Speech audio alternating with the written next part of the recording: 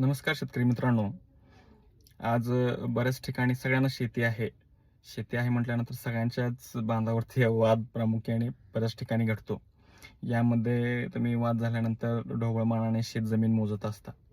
व शेतजमीन मोजत असताना तुम्ही कॅल्क्युलेशनचा भाग हा तुम्हाला जुन्या पद्धतीचा माहीत आहे, जे की बऱ्याच जणांना जुन्या पद्धतीचा आहे, काहींना माहीत आहे ते अचूक होतंच. ज्यामध्ये 1972च्या पूर्वी जो सर्व्हे नंबरचे आपले उतारे होते, त्यावेळेस क्षेत्रफळ आपले हे एकर गुंठ्यामध्ये मोजलं जायचं किंवा गणलं जायचं आणि 7/12 ही एकर गुंठ्यामध्ये आपल्याला 1972च्या पूर्वीचा पाहायला मिळतो. परंतु 1972 नंतर जे वेळेस एकत्रीकरण योजना आपल्या महाराष्ट्रामध्ये आणली गेली, त्यामध्ये गट नंबरही पाडण्यात आले व त्याचबरोबर आपले कॅल्क्युलेशनचा जो भाग आहे, तोही चेंज करण्यात आला. तर तो कशा पद्धतीने चेंज केला, तर ते हेक्टर आरमध्ये. आज आपला जो 7/12 आपल्याला पाहायला मिळतो, तो हेक्टर आरमध्ये आहे.